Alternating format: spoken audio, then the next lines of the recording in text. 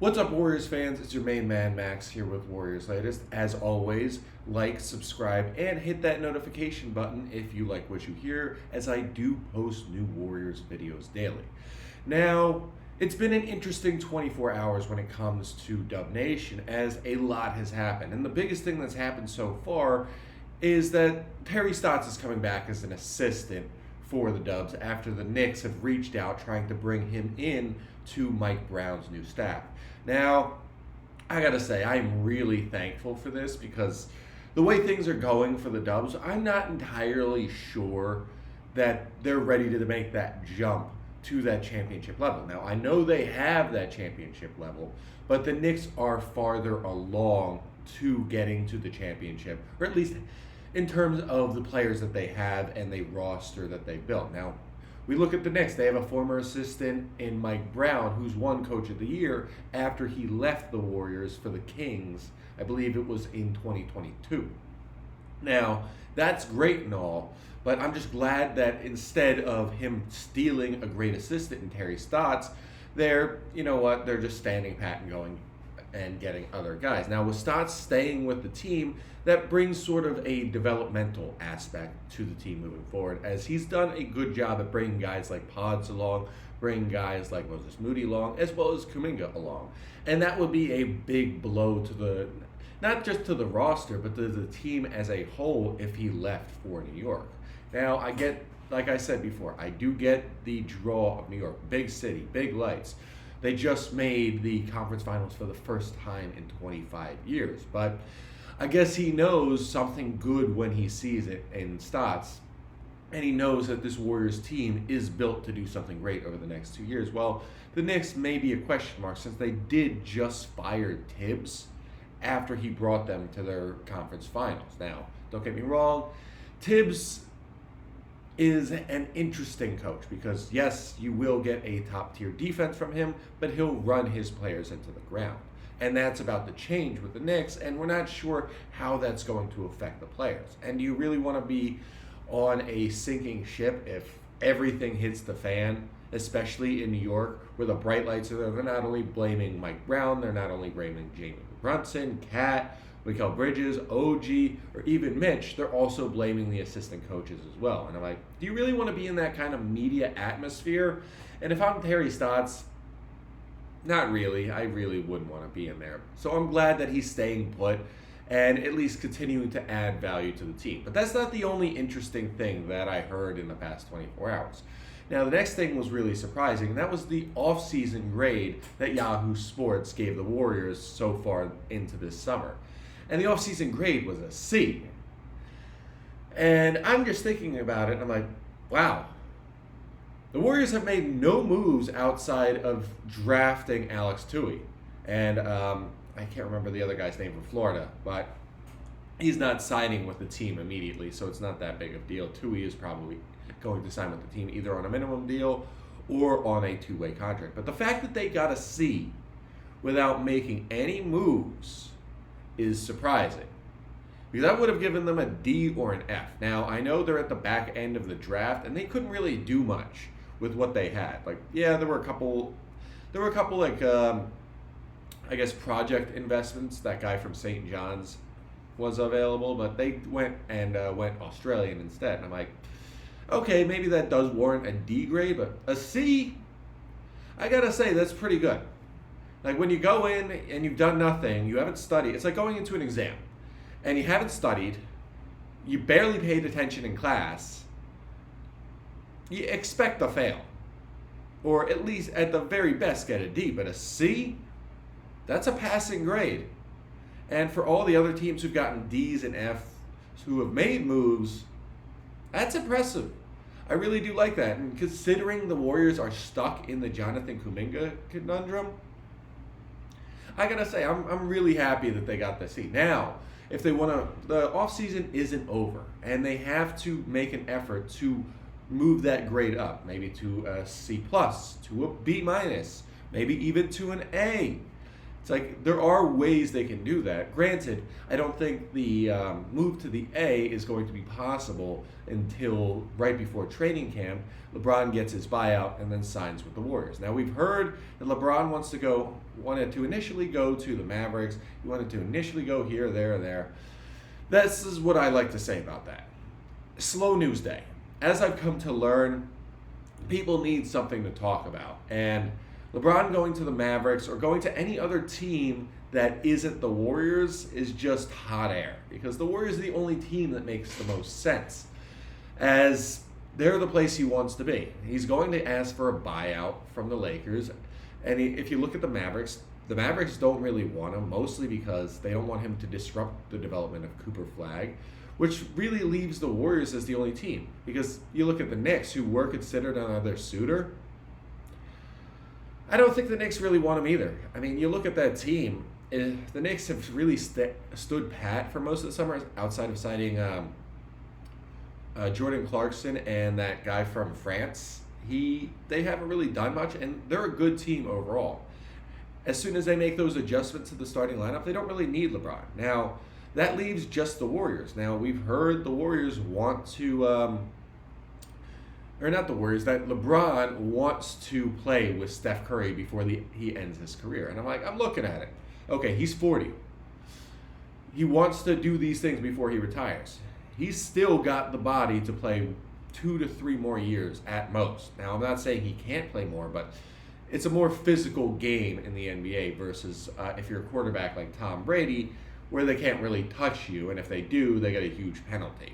So that did help Brady along the way. But with LeBron, this is the only logical conclusion, is him coming to the Warriors. Now, that's what's going to give the Warriors their A+ offseason grade from Yahoo when the offseason truly ends and then training camp picks up, because he's just going to make them so much better. On top of that, they're likely going to improve their grade when they finally bring in Al Horford, maybe even trade for Nikolai Vucevic and bring in Seth Curry to really round out the lineup. And hopefully they make some smart trades that really set them up for the future and at least make them realize that, okay, we can only do what every other team is doing right now, which is, you look at what the Lakers are doing, they're all prepping for the summer of 2027. And I'm thinking about that, and I'm like, all right, why are teams so anxious about the summer of 2027? And yes, I keep hearing that Joker might be available, so that's a big thing. But I'm not sold he'll come to the Warriors, but there definitely have to be a number of free agents that are going to be available in 2027 that I will look more into for a future video. But for the Warriors, it is when the dynasty really comes to an end. Jimmy's a free agent, Steph's a free agent, Draymond's a free agent, and there really is no continuation for it. So it makes me wonder, all right, improving the grade. Let's start focusing on getting guys that are only going to be useful within that window, and then we can improve the team that way. Like, as I said, Seth Curry, 2-year contract. Nikolai Vucevic, 1-year contract, and then add another on top of that next summer to really round things out. Like, you don't need Vucevic to be the Vucevic of old. You really just need him to be a solid Zaza Pachulia type. And if they get that out of a guy like Vucevic, they'll be all right. That I am not worried about. But before they really address all those things, they got the biggest conundrum in the offseason that they have to deal with. And that is Jonathan Kuminga. And let's be honest here. Both the Warriors and Kuminga are between a rock and a hard place. Kuminga wants his money, and I get that. He has the potential to be a $30 million a year type of guy. And I want to see him get that money because he's shown those flashes where you see it and I'm like, all right, there's something there. There's something there and it's worth the investment. I want to bet on it. My gut's just telling me. And that's what my gut's telling me, that he is that guy. It's just not with the Warriors. But the Warriors are like, okay, we don't want to pay you this much right now because if we pay you and trade you, we're not getting the same value back until the trade deadline. So it's just tough to figure out, and it's tough to really understand a proper solution to this just difficult scenario. And I hope the Warriors do well. My thing is, I just want them to trade him over to Phoenix, let him be there, and let him evolve as a player. Maybe they get Jalen Green, or they move it around in a three-way trade. They trade him over there, Jalen Green goes wherever, and then boom, he's out of the Warriors' hair for now. But it remains to be seen. It's just it's one of those things you really do have to wait and see, because there are no logical solutions to this conundrum, and the only thing that's going to change it is time. But even as a Warriors fan and a diehard like myself, I can be impatient, and I know you can too. So it's really frustrating to watch. But bottom line is, the Warriors, they're good at keeping their own guys. Like, they're good at re-signing like guys like Gary Payton II. They're good at maybe bringing back Jonathan Kuminga, bringing back Terry Stotts to keep him in his top assistant role. And they're good at keeping those kinds of guys, keeping keeping their core guys and really running it back. But the thing is, you can't run it back right now. Like in 2015, when the Warriors won the title and they said, hey, let's run it back, that was a situation you could do it. And next thing you know, they went 73-9. So that's great. That's a great example of running it back. But right now, they lost in the second round to the Timberwolves. They're going to lose to the Rockets in the first round or even the second round if they don't make changes. They're going to lose to the likes of the Lakers, the likes of the Clippers, and the likes of Oklahoma City and Denver if they don't make these moves. Now is the time to really bring in those new guys that really make the team better in the short term, while also widening Steph's window as much as possible and giving them the best shot for at least one more title. Now, as I said, they're not likely going to bring in LeBron until after training camp, when he comes back from vacation and says, all right, what are we doing here? Okay, I see the roster. I don't really fit in here. I'm not leaving $52 million on the table. You view me as an expiring contract. Do you want to just pay me to sit, or do you want to work on a buyout so we can both save some money here? Like, we look at this team, this Laker team, they're built to be without LeBron.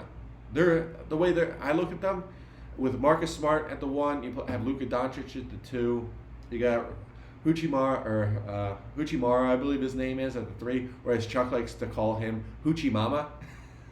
I'm sorry, that's just funny. But Hoochie Mama is what he called him on TNT a while ago, and I'm like, I can never get that out of my head. But that's beside the point. And then they got Maxi Kleber at the 4 and DeAndre Ayton at the 5. I'm not going to lie.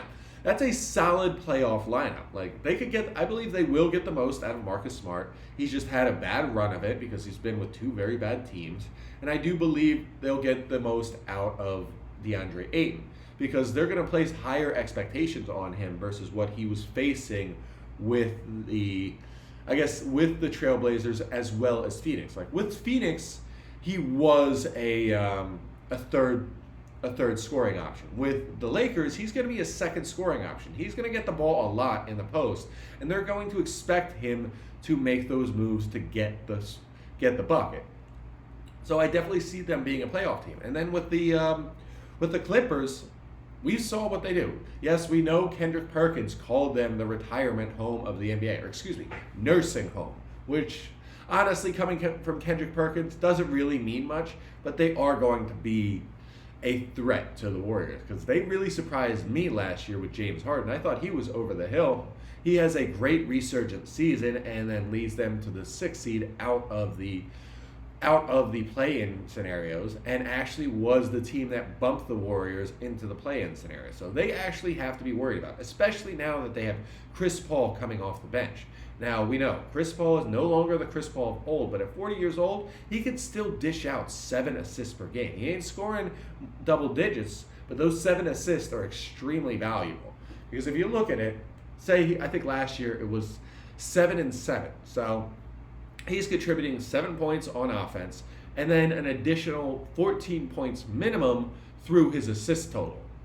So what's that? A total of 21 points he accounts for, either through himself or through his passing abilities. So that's going to be a problem, especially when he's second or third string point guard, and he'll get some serious minutes if injuries come back to bite the Clippers. So as I said, with that being said, the Warriors really need to find a way to start adding guys from the outside. Because if they don't add guys from the outside, you could basically kiss Steph and Jimmy and Draymond's championship aspirations goodbye, because they aren't winning anything with the way the roster is constructed now. Now that's all we have today for Warriors Latest. As always, like, subscribe, and hit that notification bell. And if you have anything you want to comment about regarding what I said today, feel free to do it below. I always love responding and keeping the debate open. And as always, go Dubs.